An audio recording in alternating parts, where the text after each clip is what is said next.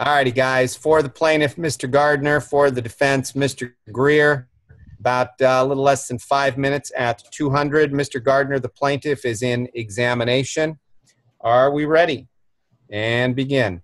During that first visit, did you have any conversation with anyone relating to adjustments that were proposed to the books by Ames and Ames? I believe there was a discussion, but I can't recall exactly who was in on it, but there was an accounts receivable reserve adjustment. Can you recall what was said on the subject of the accounts receivable reserve adjustment? Excuse me, you say you don't recall who, but was that someone at Ames and Ames or? Not from Ames and Ames. There were no people from Ames and Ames involved in my visit over those 4 days. Do you recall whether it was an employee at Northern as opposed to United General staff, or was it outside parties? Or both? No. Or all of them? It was probably all of them. Mr. Gardner, I haven't said anything before, but I don't think the witness needs coaching. I am sure he can answer the questions himself. I'm sorry, I didn't think I was coaching the witness. Please take a little more time with formulating your questions, sir. Well, all right, then can you recall more specifically what was said with regard to accounts receivable adjustments proposed by Ames and Ames? A copy of this aging of accounts was produced at the first meeting, and I pointed out to Mr. Folson that while I knew there were collection problems, I thought they should be more concerned about the validity of the accounts receivable. I am sorry, this would pertain to the meeting at Northern, or are we still on Ames and Ames? Pardon me, I got back to the meeting. I don't remember that anyone from Ames was there. You said a copy of the aging report was produced. Was that dated December 31? I believe it was from January. Do you recall whether that was prepared by Northern personnel? Yes, Northern personnel. Did you make any inquiry into how they determined the validity of the accounts receivable reserve that had been set up on the books in September? No, the specific amounts were not discussed. Was there any other conversation concerned with accounts receivable or any related matter? When, please? During that first visit?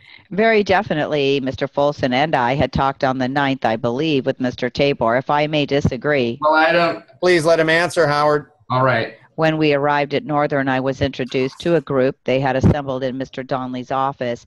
There were several people there. Donnelly said that United General was going to give them some assistance in setting up new procedures. Well, I don't think... Go ahead, Mr. Ernest. Before we get too far on his... He's entitled to complete the answer. But it is not responsive to any question. My statements are going to be interpreted as coaching. I think he is entitled to answer the question. Is there a foundation? Sir, how about this? If you want to relate conversations, please do it in terms of answers to questions. If you have some pet things you want to say. Pet things. I will object to that. Well, just give us a chance to develop a foundation of when, what, and who. If relating a conversation is called for by the question, then that is fine. But such a response was not called for here. I am sorry.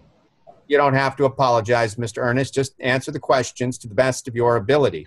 I am trying to do that. It just seems sometimes that the answers don't make the kind of sense they should without the rest of the story. Well, let's try this. During the first day of your visit at Northern, did you have any conversations with Mr. Donnelly? Oh, yes. Who was present at the conversation? Was there more than one conversation? Well, one big discussion when we first got there in the morning. After that, it was sort of just dropping by and checking in. All right.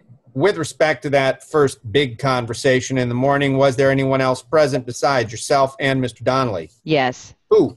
Harold Donnelly, Bob White, Pete Folson, and Maxwell and myself. Was Mr. Tabor present? Yes, Bob Tabor was there. That is the person who got me involved in all of this. Now, were these individuals present at any other conversations that you had over the course of that day? Well, during the course of the first meeting, it was decided that I would spend some time with each one of the individuals. I move to strike the answer as not responsive to any question. It also is a conclusion of what was decided. Sir, the gist of that comment is again that we are interested and you are giving us only what we are asking for in the question. All right, I am sorry. Were those individuals present at any other conversation you had during that day? They were not present for my conversations with Donnelly again, no, but I did talk to them again. I think he will get to that. Right. How long did that first meeting last? An hour or two. The first meeting was an hour or two? Right, sir.